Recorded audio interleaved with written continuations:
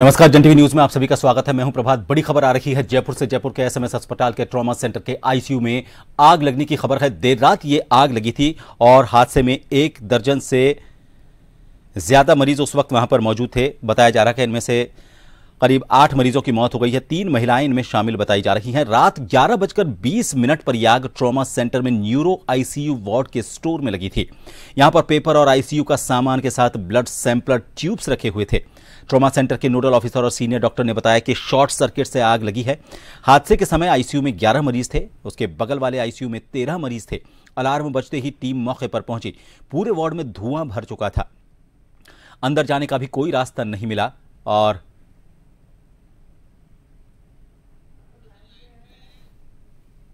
इन सब के बीच आपको बता दें कि बिल्डिंग में दूसरी ओर से खिड़की के कांच उतारकर पानी की बौछारें मारी गईं। आग पर काबू पाने में 1 से 1.5 घंटे का वक्त लगा। सभी मरीजों को बेड सहित बाहर सड़क पर शिफ्ट करना पड़ा। सीएम भजन लाल भी देर रात अस्पताल पहुंचे और हालात का जायजा लिया। खबर को लेकर अपडेट लेंगे। हमारे साथ जन टीवी के न्यूज हेड योगेंद्र शर्मा जी इस वक्त फोन लाइन पर बने हुए हैं। योगेंद्र जी, देर रात 11:20 पर यह हादसा हुआ है। इससे पहले भी एसएमएस में कई हादसे हो चुके हैं, लेकिन मेरे ख्याल से सबक अभी तक नहीं लिया गया। इस बार 11 मरीज भर्ती थे। अब तक जो खबर है उसमें 8 मरीजों की मौत हो चुकी है।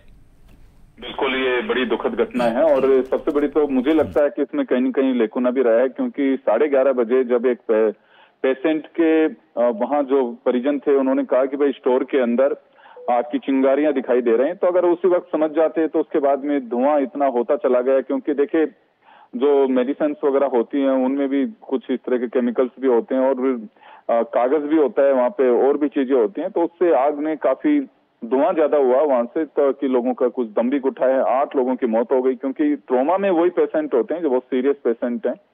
तो जांच होती रहेंगी, लेकिन जो चले गए वो चलेगा। आपको ध्यान होगा कि 14 अगस्त की रात को भी इसी तरह से कार्डिक जो जांच सेंटर है जहां पे एंजियोग्राफी की जाती है, वहां पे भी इसी तरह से आग लगी थी और 3 मशीनें जल गई थी। अभी भी वो पूरी तरह से दुरुस्त नहीं हो पाई और लंबी वेटिंग चलती आ रही है। परिजनों का रो रो के बड़ा बुरा हाल रहा। रात को जब वहां जाकर के हालात के देखा गया, मुख्यमंत्री भी पहुंचे वहां पे, तो बड़ी वाकई विचित्र सी स्थिति थी। और कहीं न कहीं देखिए, एक लापरवाही तो है, हम कह दें केवल भाई चिंगारी से, तो इसकी वाकई जांच होनी चाहिए और जांच ऐसे लोगों से कराई जानी चाहिए कि क्योंकि पब्लिक की जान से जुड़ा मामला है, वहीं के लोग करेंगे, एक दूसरे को क्लीन चिट दे देंगे, वही फिर ढाक के 2 महीने बाद में सब भूल जाएंगे। तो मुझे लगता है कि इससे आप सही कर रहे हैं, कोई को सबक लिया जाना चाहिए, ताकि भविष्य के लिए तो कम से कम इस तरह की स्थितियां बने। लोग भरोसे पे आते हैं, कहीं ना कहीं इसके अंदर इनकी वायरिंग वगैरह की भी जांच होनी चाहिए कि वास्तव में जो बिल्डिंग बनी उसमें ठीक से जो पैरामीटर्स हैं उनको फॉलो किया गया कि नहीं किया गया। जी प्रभात। योगेंद्र जी, बिल्कुल आपने सही कहा। देखिए, लापरवाही की इंतहा देखिए। जो ऑक्सीजन पाइप होता है आईसीयू में, वो ऑक्सीजन का पाइप एसएमएस के अस्पताल से चोरी हो जाता है, सामान चोरी हो जाते हैं, और उसके बावजूद होता यह है कि किसी की जवाबदेही या किसी की जिम्मेदारी तय नहीं होती। मुझे नहीं समझ में आता या याद नहीं आता कि कोई ऐसा बड़ा कदम उठाया गया हो कि किसी को जिम्मेदार ठहराते हुए उस पर कोई कार्रवाई की गई हो। क्या यह भी एक बड़ा कारण नहीं है कि सब बिल्कुल बेखौफ है, कोई ये नहीं सोचता कि जिम्मेदारी इसमें तय होगी नहीं होगी, और इस वजह से डर नहीं होता और इस तरह के हादसे होते हैं? देखिए, अगर किसी के खिलाफ कार्रवाई भी करें तो सिस्टम इतना लाचार और इतना बेहुदा है कि अब यूनियंस बन जाएंगे, उसके बाद में स्ट्राइक पे चले जाएंगे, वही फिर मरीजों की मौत का सिलसिला शुरू होगा। इस वजह से सरकार भी ये देखती है कि ठीक है, जांच रिपोर्ट आ गई, उसकी तीसरी वाकई इसकी जांच होनी चाहिए और जांच में जो भी दोषी है उसके खिलाफ सख्त कार्रवाई की जानी चाहिए। मैं तो कहूंगा कि हत्या के मुकदमे दर्ज होने चाहिए कि ऐसे कैसे लापरवाही हो जाती है। प्राइवेट हॉस्पिटल्स में तो ऐसे हालात नहीं बनते हैं, सरकारी हॉस्पिटलों में एक के बाद एक घटना होती है, लोग मरते चले जाते हैं। बहुत बहुत शुक्रिया योगेंद्र जी हमसे जुड़ने के लिए। तो आप देखिए, तस्वीरें देख रहे हैं। सीएम भी जब पहुंचे थे वहां पर देर रात इस घटना की सूचना मिलते ही वहां पर मरीजों के हाल जाने और जो वहां पर हालात थे उनका जायजा भी उन्होंने लिया। आपको बता दें कि ये एसएमएस अस्पताल के ठीक सामने एसएमएस अस्पताल की एक ट्रॉमा सेंटर बना हुआ है। उस ट्रॉमा सेंटर में जो आईसीयू वार्ड है, वहां पर न्यूरो आईसीयू वार्ड के स्टोर रूम में यह आग लगी थी। जन टीवी के न्यूज हेड योगेंद्र शर्मा जी ने बताया कि एक मरीज के परिजन ने इस स्टोर रूम में कुछ चिंगारी जैसी चीजें देखी थी और उसकी जानकारी अस्पताल प्रबंधन को दी थी, लेकिन अस्पताल प्रबंधन की बड़ी लापरवाही रही कि उन्होंने उस बात को गंभीरता से नहीं लिया। अगर उसी वक्त वहां पर उस चिंगारी को ही काबू कर लेते तो आज ये जो लोग थे, जो 8 लोग यहां पर सही होने के लिए आए थे, कुल 11 लोग उसमें आईसीयू में वार्ड में भर्ती थे न्यूरो वाले में, उन 8 मरीजों को जो सही होने के लिए यहां पर आए थे, उनको बेवक्त मौत का शिकार नहीं होना पड़ता। बहुत बड़ी लापरवाही इसे अस्पताल प्रबंधन की कहा जाए कि सूचना करने के बावजूद वहां पर किसी तरह का कोई एक्शन नहीं लिया जाता। जिम्मेदार कौन है, उन पर एक्शन होना चाहिए। अगर पहले की घटनाओं से भी किसी तरह का कोई सबक लेते हुए जिम्मेदारों पर बड़ा एक्शन लिया जाता तो आज यह हादसा नहीं होता।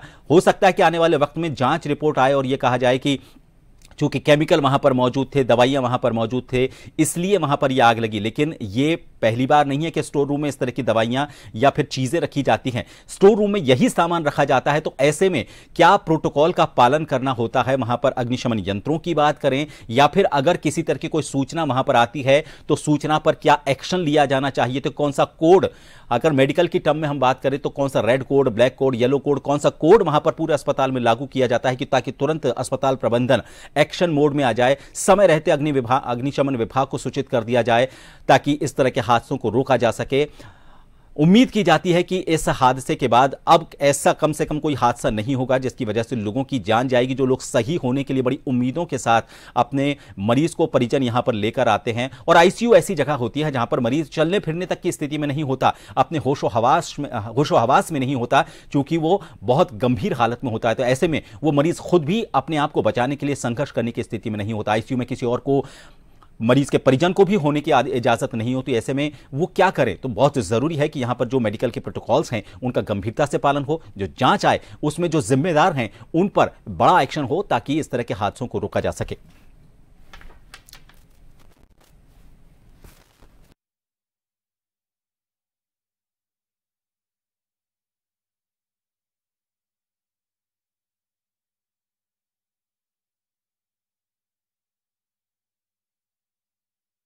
हैं एसएमएस अस्पताल के ट्रॉमा सेंटर में न्यूरो आईसीयू वार्ड की, जिसमें आग लगी थी। बताया जा रहा है कि इस स्टोर रूम के बगल में जो इस आईसीयू वार्ड के बगल में जो स्टोर रूम है उसमें सबसे पहले आग लगी थी। इसकी चिंगारी कुछ लोगों ने देखी भी थी, अस्पताल प्रबंधन को सूचना भी दी थी, लेकिन इस सूचना को नजरअंदाज कर दिया गया, इसे गंभीरता से नहीं लिया गया। पता करना चाहिए कि कौन वो व्यक्ति अस्पताल प्रबंधन का है जिसे जानकारी दी गई और जिसने इसे नजरअंदाज किया। महत्वपूर्ण जिम्मेदार वो भी इस घटना का है जिसने इस मामले को बहुत हल्के में लिया, गंभीरता से नहीं लिया और इस मामले को चलता फिरता करते हुए वो आगे बढ़ गया, और जिसकी वजह से इन 8 मरीजों की मौत हो गई उस बेड पर, जिस बेड पर से सही होकर उन्हें अपने पैरों पे चल के घर लौटना था, लेकिन वो अब कभी भी घर नहीं लौट पाएंगे। बहुत बड़ा गंभीर मामला। पहली बार ऐसा नहीं है कि एसएमएस अस्पताल में इस तरह की घटना हुई है, इससे पहले भी कई तरह की घटनाएं हो चुकी हैं। अगर हम जहां जांचें की जाती हैं उस लैब में जहां पर ईसीजी की जाती है वहां पर भी इस तरह की घटनाएं हुई हैं।